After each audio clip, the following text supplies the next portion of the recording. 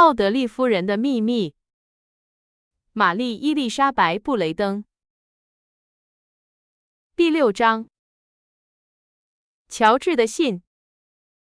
罗伯特·奥德利没有回南安普敦，而是买了从维勒姆出发的第1班北上列车的车票，在日落后1-2个小时到达滑铁卢桥。在多塞特郡坚硬松脆的雪，到了滑铁卢路却变得泥泞发黑，被那些下等酒馆的灯光和肉店的煤气灯光融化了。罗伯特·奥德利耸了耸肩，看着马车正载着他穿过的那些令人沮丧的街道。马车夫总是选择那些对普通市民来说完全陌生的黑暗小巷，这种选择似乎是租用马车夫与生俱来的本能。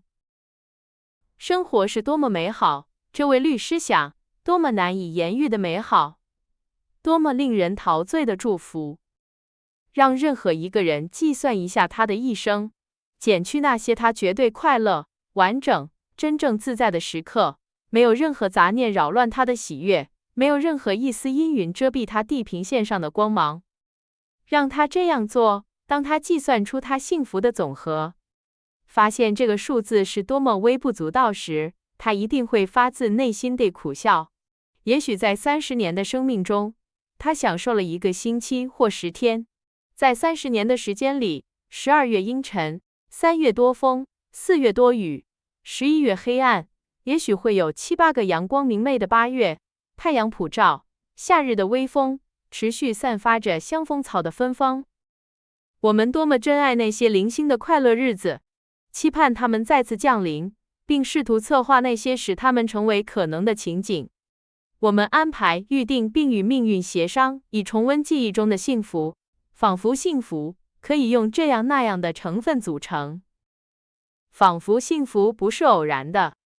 一只颜色鲜艳的鸟儿飞来飞去，它的迁徙路线完全不固定。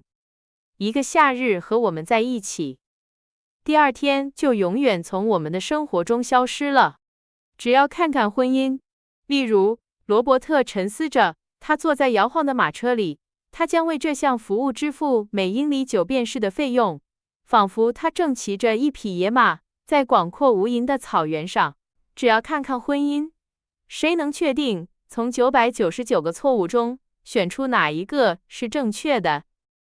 谁能从黏糊糊生物的原始形态来判断哪一条独一无二的鳗鱼会从那一大袋蛇中脱颖而出？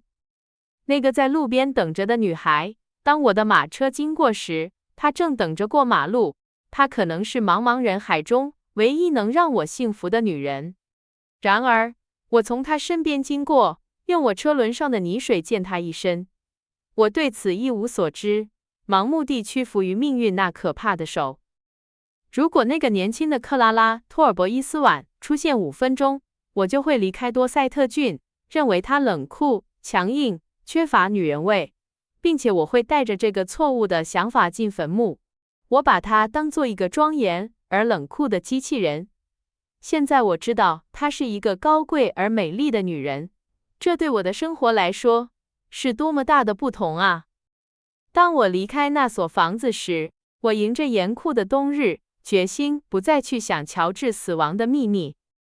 我看到他迫使我沿着那条可憎的道路走下去，沿着监视和怀疑的曲折小径走下去。我怎么能对朋友死去的妹妹说，我相信您的兄弟被谋杀了？我相信我知道是谁干的，但我不会做任何事情来消除我的疑虑或证实我的恐惧。我不能那样说。这个女人知道我秘密的一半，她很快就会知道剩下的部分。然后，罗伯特·奥德利的沉思被马车的停下打断了。他不得不付钱给马车夫，并屈服于日常生活的单调机制。无论我们是悲伤还是快乐，是要结婚还是要被绞死，是要被提升到大法官的位置，还是要因为某些神秘的技术性纠葛而被同行取消律师资格，这对于那些不常去中电律师学院的人来说是一个社会之谜。这种机制都是一样的。我们常常对生活中这种残酷的冷酷感到愤怒。这种在最小的齿轮和最卑微的人类机器装置中毫不动摇的不规则性，它不知道停止或中断。即使主发条永远断裂，指针在破碎的表盘上指向毫无意义的数字。谁没有在悲伤初临时对椅子和桌子沉默的端庄、土耳其地毯僵硬的方正，以及外部存在那不屈不挠的固执，产生一种非理性的愤怒？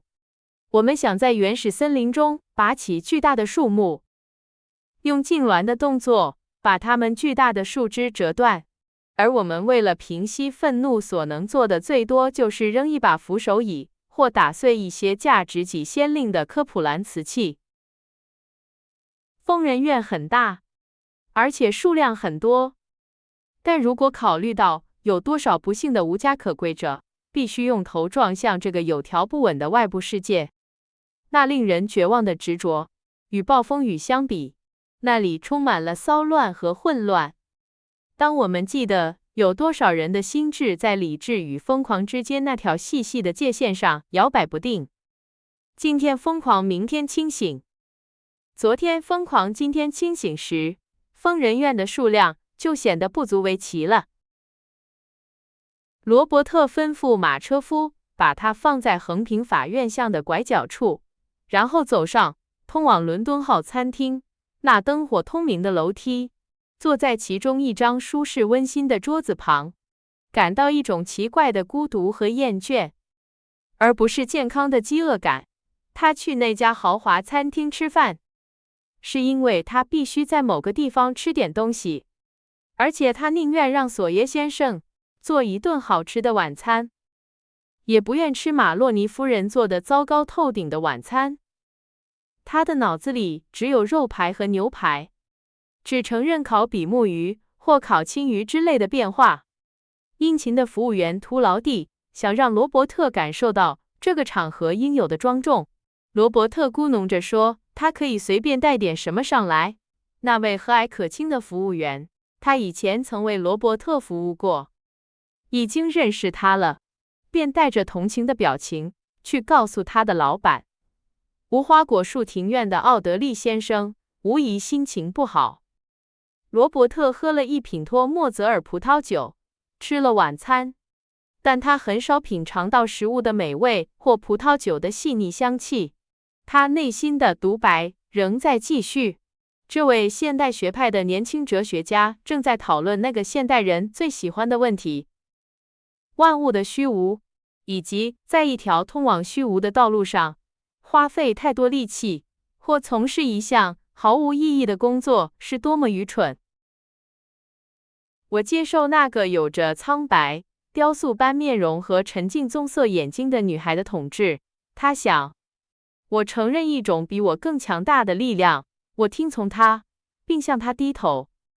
在过去的几个月里，我一直在为自己行事和思考。我已经厌倦了这种不自然的状态。我违背了我的人生准则，并且因为这种愚蠢而付出了代价。2周前，我发现自己有2根白头发，而且一只讨厌的公鸡在我右眼旁边留下了它纤细的爪印。是的，我的右眼正在变老。为什么？为什么这种事情会发生在我身上？他推开盘子，扬起眉毛，凝视着光滑锦缎桌布上的面包屑，同时思考着下一个问题：到底是谁让我卷入了这件事？他问自己，但我已经卷入了，而且无法摆脱它，所以我最好还是听从那个棕色眼睛的年轻女子的吩咐。耐心而忠实地做他告诉我的事情。在女人主导的政府中，对于人生的难题来说，这是一个多么好的解决办法啊！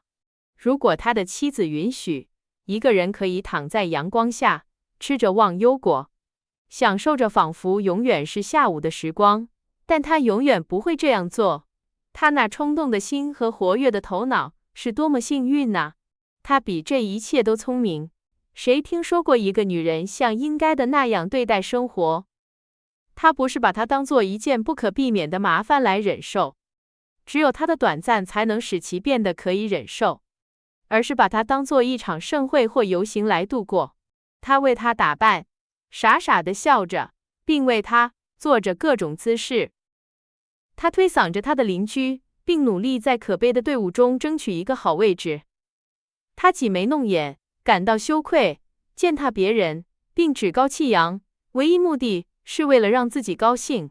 他早起晚睡，尖叫和不耐烦，而且他很吵闹，不感到遗憾。她把她的丈夫带到大法官的位置，或者让他进入议会。她毫不留情地把他带到政府那张懒惰的机器面前。她敲打他，在他身边的车轮上摇晃他，强迫他启动，把他拧紧，用滑轮把他抬起来，直到有人为了恢复平静，把他变成他想要的样子。这就是为什么有时会有没有能力的人占据高位，并且把他们可怜的、混乱的智力放在需要做的事情和需要做的人之间，在无助的、身居高位的无能中制造普遍的混乱。那些平庸的人是因为他们的妻子才进入这些位置的。那位说女人是万恶之源的东方君主应该更进一步分析其中的原因。原因是女人从不懒惰，她们不知道什么是平静。她们是塞米拉米斯、克利奥帕特拉、圣女贞德、伊丽莎白女王和叶卡捷琳娜二世。她们在战斗中暴动、杀戮、尖叫和绝望。如果她们不能改变世界，玩弄2个半球，她们就会用家庭中的小事制造战争和困惑，以及用家里的茶杯制造社会风暴。禁止他们对国家的自由和人类的弊病发表意见，他们就会和琼斯夫人争论一件斗篷的形状或一个女仆的品行，称他们为弱势群体是一种可怕的嘲弄。他们是最强壮、最吵闹、最坚持不懈和最专横的性别。他们想要言论自由、职业多样化，不是吗？那就让他们拥有吧。让他们成为律师、医生、传教士、教师、士兵、立法者。无论他们想要什么，但让他们平静下来，如果他们能做到的话。奥德利先生把手插进他浓密的、平直的棕色头发里，绝望地把那团黑发掀了起来。我讨厌女人，他冷酷地想，她们是厚颜无耻、大胆放肆的生物，被创造出来是为了惹恼和摧毁他们的男人。只要看看乔治发生了什么事，从头到尾都是女人干的。他娶了一个女人，他的父亲就不再给他钱了，他变得一贫如洗。他得知那个女人的死讯，他那善良、诚实、有男子气概的心，比一个女人胸膛里跳动着的、充满自私自利和唯利是图的背信弃义的心脏值100万倍就碎了。他去了一个女人的家，再也没有人见过他活着。现在我又被另一个女人逼到了绝境，直到今天我才想到她的存在。而且，然后奥德利先生有些不禁地想，还有艾莉西亚，她也是一个麻烦。她想和我结婚，我知道，而且我想说，在她把我逼疯之前，她最终会成功的。但我宁愿不要。虽然他是一个充满爱心、快乐、慷慨的人，愿上帝保佑他可怜的小心脏。罗伯特付了账单，并慷慨地给了服务员小费。这位年轻的律师毫不犹豫地将他丰厚的收入分给那些为他服务的人，因为他将自己的冷漠延伸到宇宙中的所有元素，即使是英镑、先令和便士也不例外。也许他在这一方面有点极端，就像那个宣称生活是空虚骗局的哲学家，在投资方面却表现得相当精明，并且承认印度债券、西班牙证书和埃及证券的实在性，与形而上学中自我或非我那种令人痛苦的不确定性形成对比。那天晚上，无花果树庭院舒适温馨的住所，因其有条不紊的寂静而显得令人沮丧。他不想读他的法国小说，尽管他1个月前订购的一包充满激情、滑稽和感伤的浪漫小说正放在一张桌子上等着他。他拿起他的海泡石烟斗，叹了口气，倒在他最喜欢的座位上。这里很舒服，但我今晚太孤独了。如果可怜的乔治坐在我对面，或者甚至是乔治的妹妹，她和他长得很像，我的生活会好过一点。但是当一个人独自生活了8年或10年时，他就会变成一个糟糕的伙伴。就在那一刻，他抽完了第一斗烟，笑了起来。看看我是怎么想到乔治的妹妹的，他对自己说，我真是个十足的傻瓜。第二天，他收到了一封用遒劲而女性化的笔记写的信，他觉得这笔记很陌生。他在早餐桌上发现了这个小包裹，就在马洛尼夫人用一块餐巾仔细但用脏手包着的热面包卷旁边。他在打开信封之前端想了几分钟，并非因为他对寄信人感到惊讶，因为这封信是在格兰奇西斯盖的邮戳，而且他知道只有一个人会从那个偏僻的村庄给他写信，而是因为他心里那种模糊的沉思，那是他性格的一部分。来自克拉拉·托尔博伊斯，他慢慢的低声说，同时用挑剔的眼光审视着构成他的姓名和地址的那些清晰的字母。是的，这绝对是克拉拉·托尔博伊斯的信。我承认这笔记与可怜的乔治的笔记有某种女性化的相似之处。他比他的字更整洁、更果断，但非常非常相似。他把信封翻过来，检查了印章，印章上是他朋友家族的徽章。我想知道他会说什么。他想，我想说这封信很长。他会写一封长信，一封他会在信中恳求我，让我继续前进，拉着我，我毫不怀疑。但这是不可避免的。所以我们开始吧。他撕开信封，无可奈何地叹了口气。里面只有2封乔治的信，还有几句话写在信封的封面上。我把这些信寄给您，请您妥善保管，然后还给我。克托。那封从利物浦寄来的信没有讲述寄信人生活的任何细节，除了他突然决定去新世界，以找回他在旧世界失去的财富。